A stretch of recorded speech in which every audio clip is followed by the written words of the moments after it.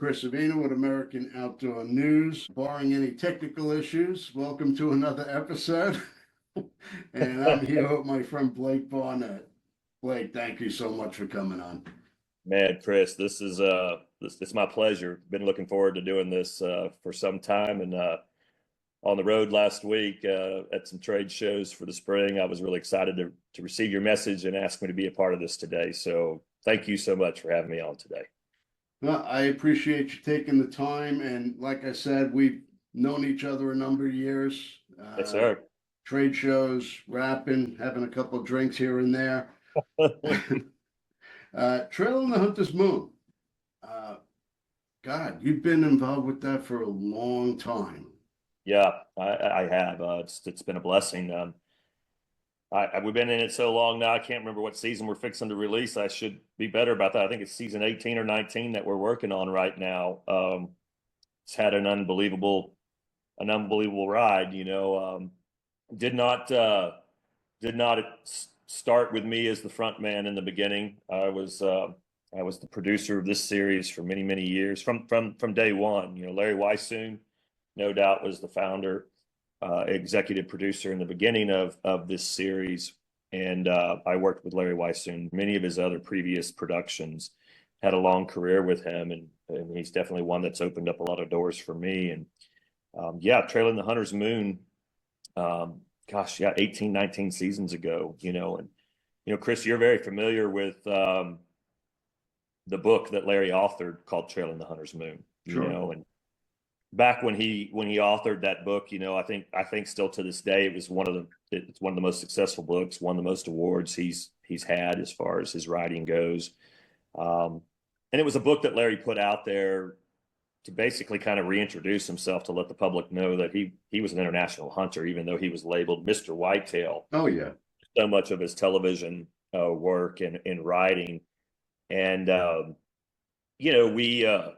Larry had been involved with other productions that I was involved with him on. And TV shows often have a lifespan that, you never know how long they're going to go, and then they get shelved. And we kind of had moved through some different, some of those, and got to a little stopping point where, like, what are we going to do next? What's next? And I told Larry, I said, Larry, it's a no-brainer. It's fitting. We've got to do a story about Trailing the Hunter's Moon. Everybody's labeled you as Mr. Whitetail. That's been who you are as far as an industry front man. But there's more to who he was. With the book being so successful, I felt like, as a producer, it was fitting that we go that way. And he didn't bat an eye. He loved the idea, and we instantly received industry support, saying it was a great idea, and that was what kicked it off. And here we are, still rolling with it. And Larry's handed over the series to me about 6 years ago as the front man. And, I felt like I had to take on a duty and keep a legacy alive, and one that was his, one that was part of mine because of an idea and because of being able to be a part of it for so long. To carry it forward has been a true honor. Not been easy, but nothing's easy. But a true honor. And so here we are. We're my editor is working fastly right now on post-production for the next season to come out this third quarter on the Pursuit channel. And still have a lot of the same great partners involved that were involved in it since day one, 18, 19 seasons ago. Sure.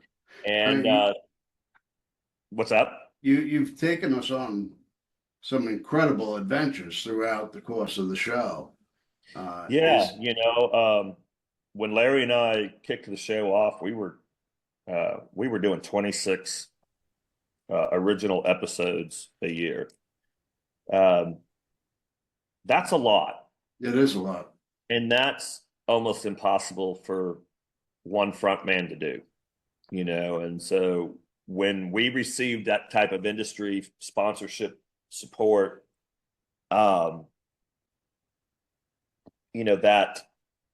that Larry needed somebody on the front man side to help him. There's just no way, he could do that many. I mean, it sounds great. Let's go do 26 hunts a year. Well, really think about that. You Yeah, know, and from an international standpoint, you're never home. You know, you're never home when you're doing 13 episodes a year. So, that's true. we did that for many years, 26 originals until COVID hit. And of course, that changed everybody's place, right, in the world. And we had to slow down our international travels during that time period and take the series from 26 originals back to 13 originals. And during that time, that show's been passed over completely. Larry has stepped down from doing a lot of TV and still focuses very hard on his writing and blogging and making personal appearances and that kind of stuff. But the TV the TV model has shifted a lot, and it's Yeah, changed. And so, but to carry it on now, still with 13 originals with me as the single front man, it's been an honor to carry it on, carry the legacy on, carry the story on. And though we don't do quite as many shows internationally as we used to, we still do that. We still try to sneak several episodes in there where we can sneak away to some great places sure. and take the viewer on some exciting adventures. And, for me as a producer doing television all these years, that's what's most important to me, is to take the viewer on the adventure. I that's something Larry and I always strived for back in those days, was to film these hunts a certain way over the shoulder, like Chris Savina's right there with us on the hunt. Yep. He's seeing everything that we're seeing. There's no cutaways, there's no recreates, there's nothing fake about it. What the camera has captured is what we bring to the viewer. And that goes as far as making a bad shot, missing a shot. You know what I mean? The realities of hunting, you know what I'm saying? And the adventure and the experience, the highs, the lows. Well, a lot of these shows, nobody ever seems to miss a shot. They must And be incredible. especially the bow hunters. I've never seen so many good bow hunting archers. Yeah, right. Is No, there? I learned to be humble and vulnerable, and you know, it's going to happen, right? We're going to make a bad shot. I've made We're plenty going of to bad miss. shots. You know, we're not going to sometimes get what we're going after. Yep. Uh, we're going to have bad weather days. We're going to have bad travel days. We're going to, I mean, my gosh, I mean, that's all part of, the adventure and the experience, especially, if as an international hunter, that's so much about it. That's so much of it, I mean, like, things don't work smoothly everywhere else in the world like they maybe do here at home. Yeah. And you know, uh, myself, international travel and international hunting has taught me so much about how to be patient and and I'm not the most patient person in the world, but how to be patient, and learn from other cultures. And I tell you, you know, one thing I take away from so many of my international travels is our news media people get it wrong, because there's so many good people amongst all these cultures across the globe that some media outlets want to taint as bad people.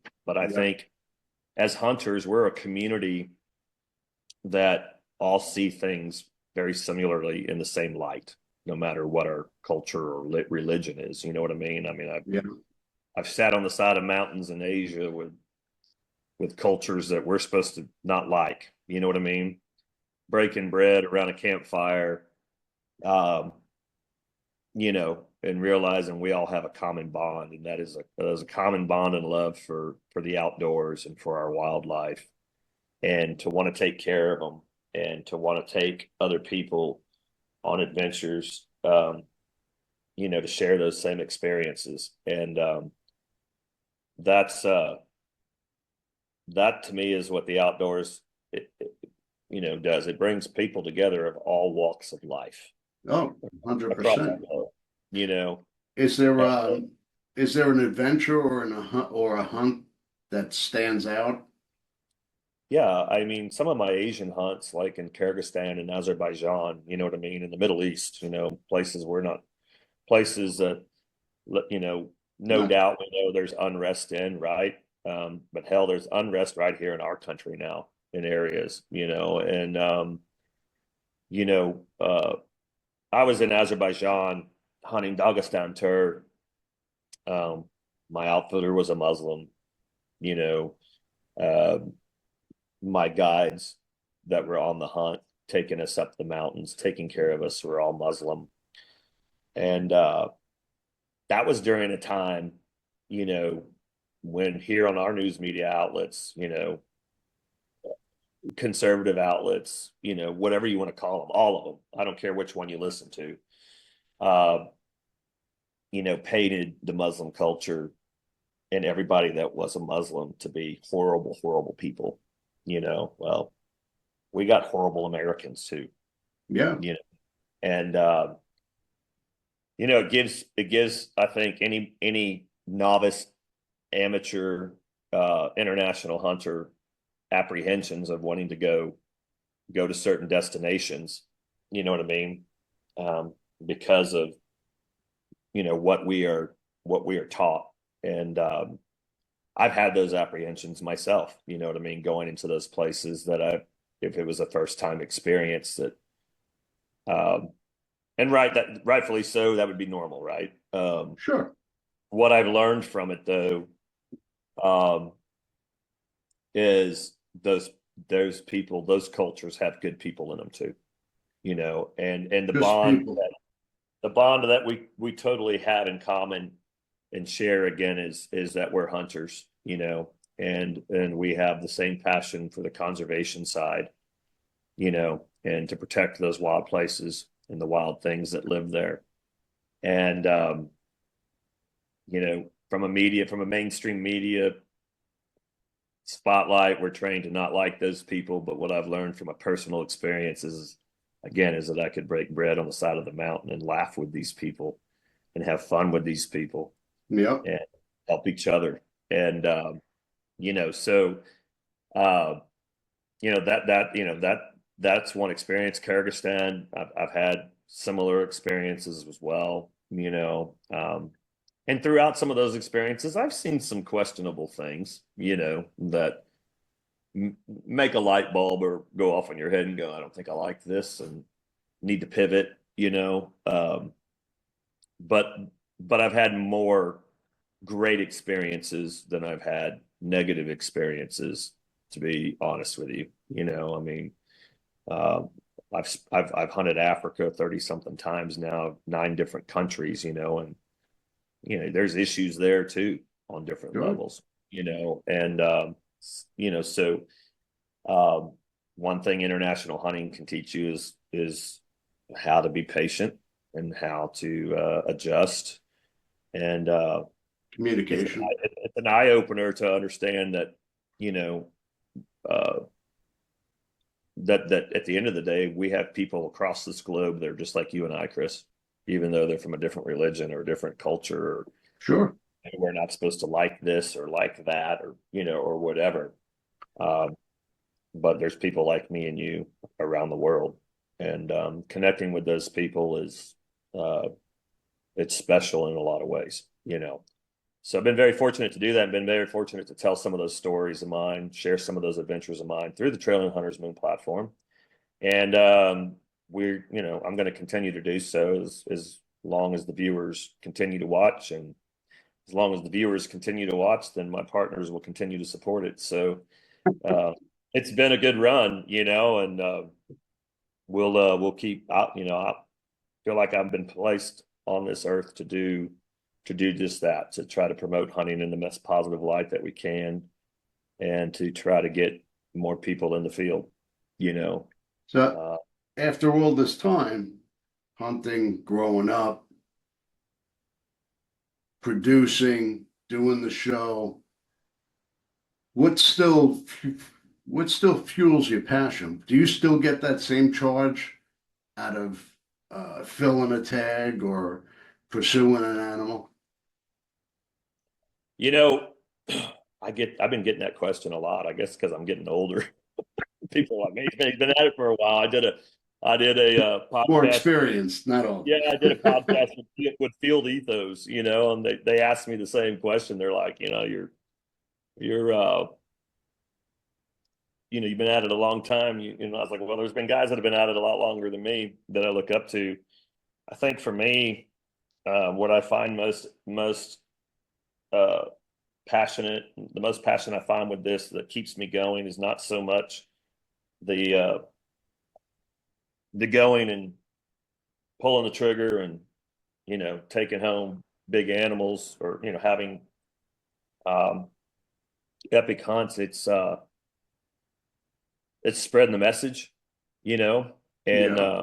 talking to people, listening to their stories, and even taking other people hunting. Gosh, I can just get just as much charge and high off of going hunting with you, Chris, and sharing an experience with you that we did. You know what I'm saying? That we did together, and I never Yep. have to pull the trigger. And you know, I've been on the road here lately. I was just in Midland, Texas this past weekend for the Texas Trophy Hunters inaugural hunting and fishing extravaganza.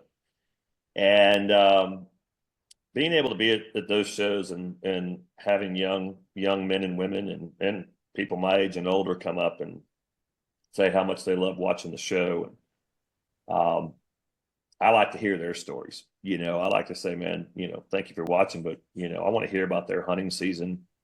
I want to hear about what they're planning. Um, I think that's what keeps me fresh. Not always about me. I've done a lot of hunting. Very fortunate.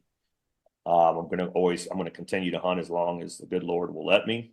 Yep. Uh, but I don't look at it so much as a, how would I put it, like, I have to do this and I have to do that. You know what I mean? I Yep. definitely have places I want to go and stories I want to tell, and those take time. Sometimes I can't do them exactly when I want to do them, but when I get focused on something I want to do, I definitely I go do it. You know, um, Well, you do a lot with mentorship as well.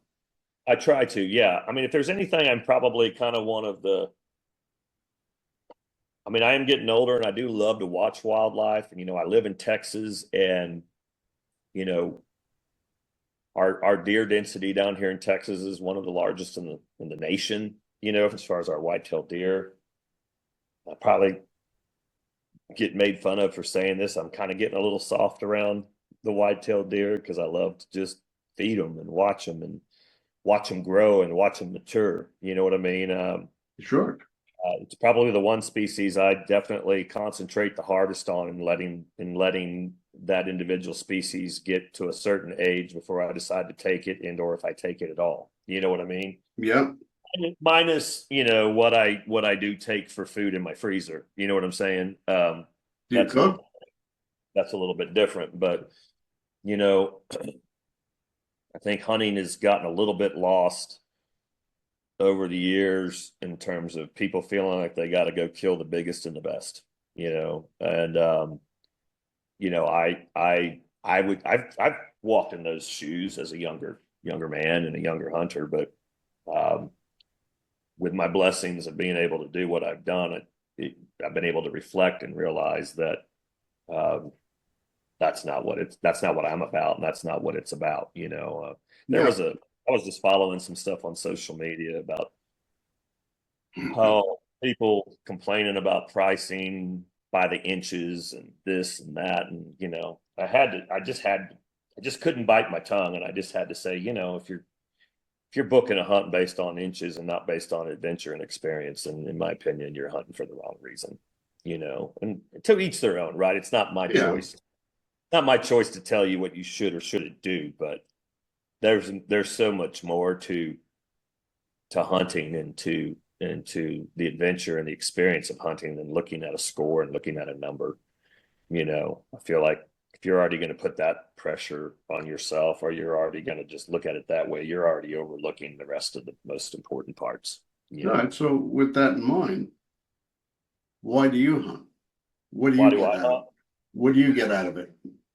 And what I get out of it is honestly so many of the friendships I've made around the globe, and some of the impacts I've been able to make from some of the hunts I've been able to go on. For example, from an international side, let's talk about third world countries I've been able to hunt in. Let's talk about elephant hunting or Cape buffalo hunting or hunting hippos, hunting some species people don't think you should hunt or anything. Well, those people haven't seen the benefits. They haven't seen what the resourceful side of a hunt like that is. I've stood in the middle of a community of several hundred people who are starving to death, waiting to get one little piece of meat to take home to their family, Yeah. that they would never have if there wasn't a hunter there that was able to provide that protein. And we could say the same thing for here in the United States, with providing meat to soup kitchens, you know what I mean, and places like that. But it's the same concept. But to be in the wild bush, Yeah. where you're isolated, you don't see a single soul, but when that gunshot goes off, and within 45 minutes or an hour, it's like ghosts walking out of the bush from all different directions. And the next thing you know, you're surrounded by people of all ages, mostly a lot of them women with babies, young children. And the clothes they have on them are just barely hanging on them. You know what I mean? Because they're so rotten and dirty. And these people they're skinny as a rail.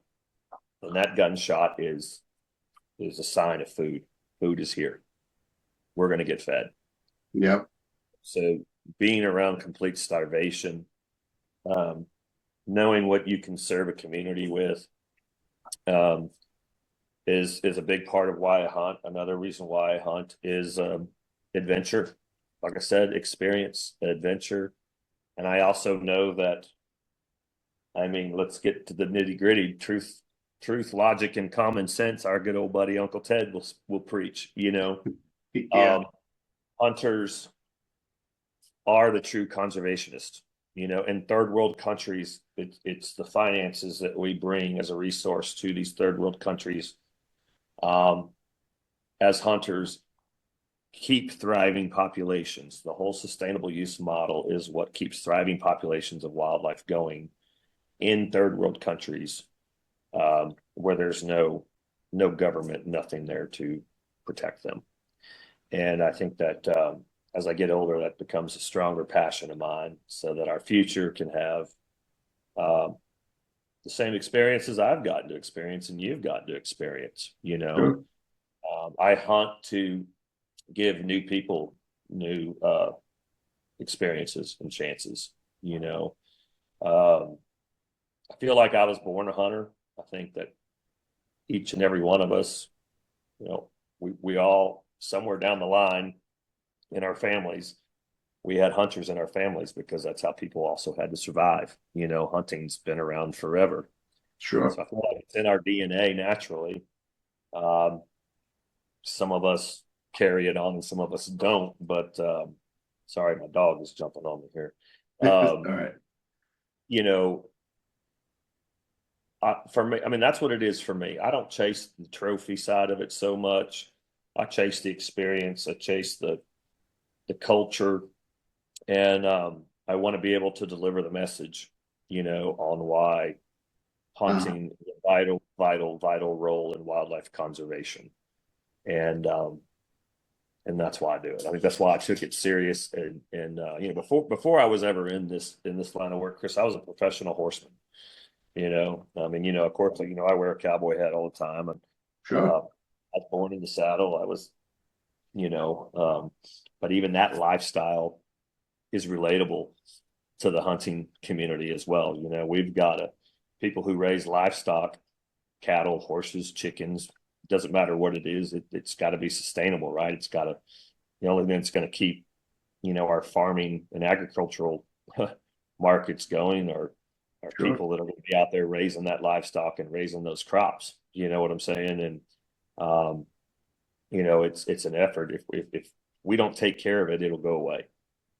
And I see that so much on the hunting side, and so that's a big. I hope I answered that correctly for you, and Oh gave yeah. you. Um, there was a time where I could tell you 20 years ago that it was just all about, and I think our younger generation is lost in this a lot, but it was about going and chasing and killing, you know what I mean, and all of that. Yep. That's great, that's a great place to start your passion. Um, but as it unfolds and as I grew and as I grow, continue to grow, I see the value and importance of uh, that this heritage has got to survive. It's got to survive in order to make sure our wild places and our wild things survive as well.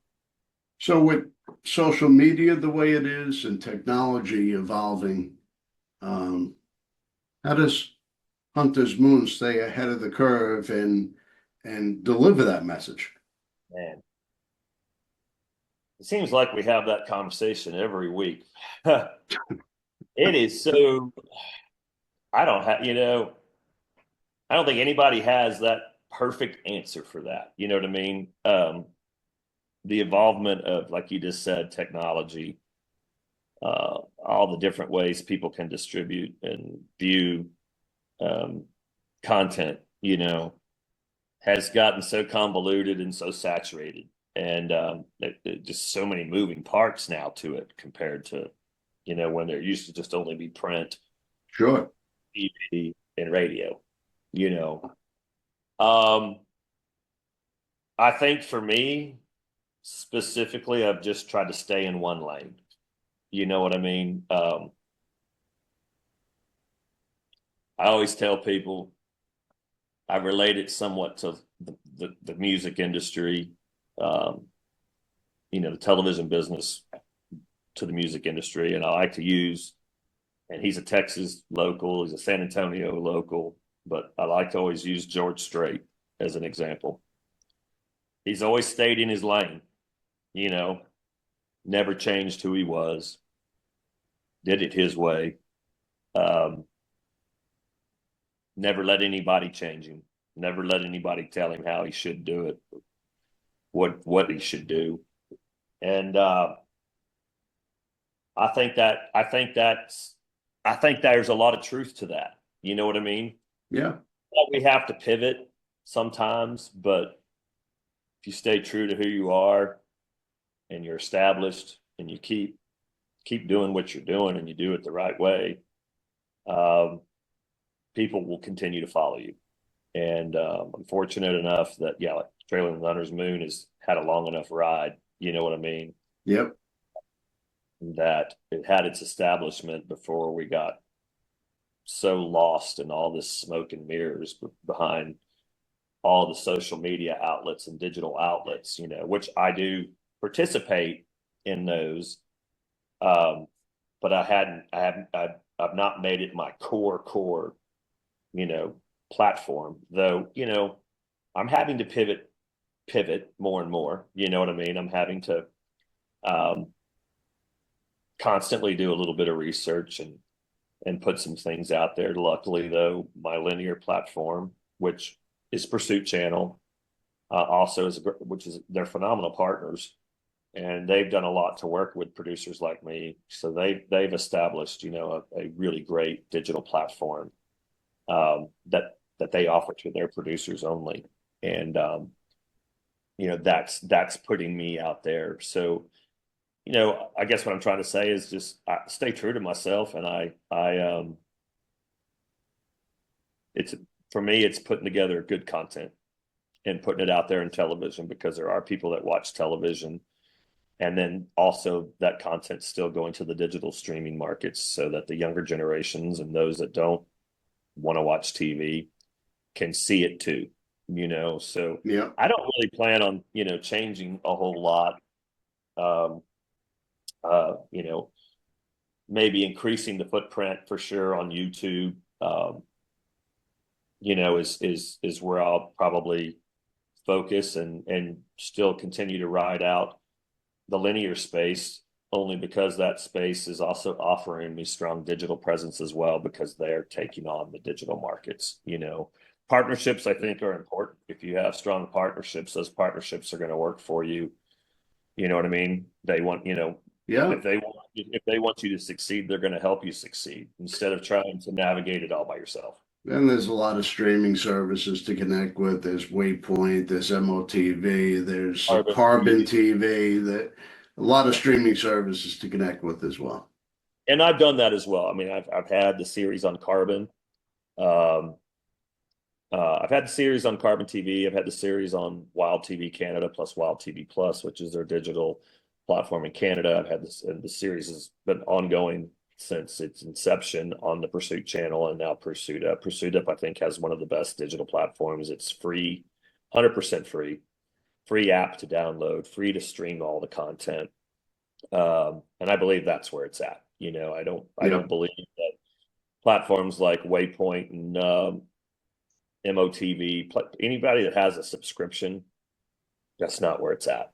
You know, um, so I want viewers to be able to reach my market, reach my content, and not have to pay additional pricing for it. Sure. Simply because I don't get paid additional pricing for it. You know what I mean? So you're not Yep. making any money for me, then let my damn viewers watch it. So uh, that's how I see it. So right now we're I'm not planning on making a whole lot of changes until somebody tells me we need to.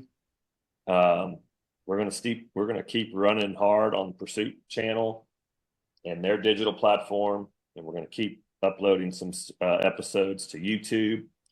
Um, Again, from the entrepreneur side, I'm very cautious who and what platforms I work with, because most of it, Chris, is rented space anyway. Yep. And you get too heavily invested in that rented space, and then they decide, well, we've had enough complaints about your kill shots or this and this and that, and they're going to take your channel down, and you've lost everything.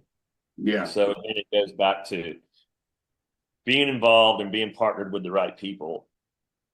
And not everybody can do that, right? Like I've learned that this TV thing has evolved so much, and there's so many people now that, and nothing against them. I mean, my hat's off to all of them. Do what you want to do, chase your dreams. But there's a lot of people on the TV front that do this simply because they want to do it as a hobby.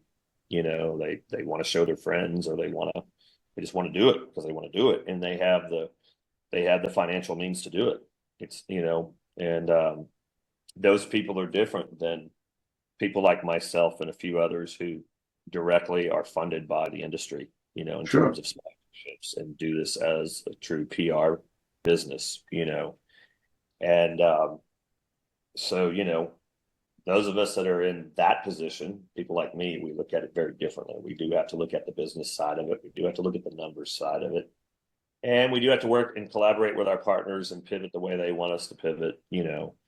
And but I think that's again, that's why we have longevity, and where you see other shows last 2 or 3 seasons and then they're gone, because Yeah. they're not able to turn it into a lucrative business, or they're just tired of spending the money because it's not cheap. No, So you gotta pay for your hunts, you gotta pay for your producing, and you gotta pay for your airtime. yeah, in your airtime and travel, and all that kind of stuff. So uh, I got to thank all of my partners, that have been with me for so long. Ruger and Marlin and Hornady and Trigicon and Double Nickel Taxidermy, MB Ranch King, you know, uh, Texas Trophy Hunters Association. There's so many people, DSC in the past, no doubt.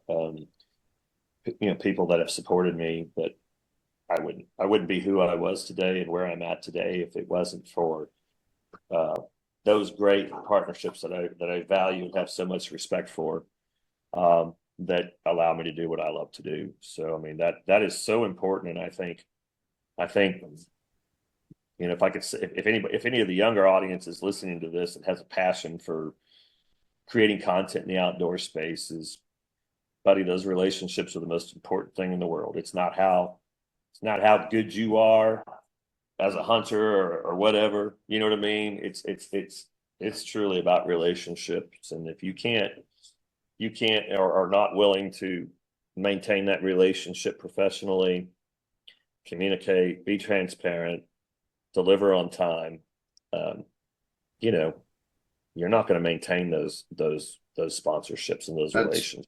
That's life in general. It's all about relationships. That's right. And so I strive very hard to keep those relationships close to me and do what I say I'm going to do. And I have some of the best partnerships and the best teams that I get to work with. I mean, I'm be at NRA here in 2 weeks in Atlanta not this weekend, but next weekend, end of April.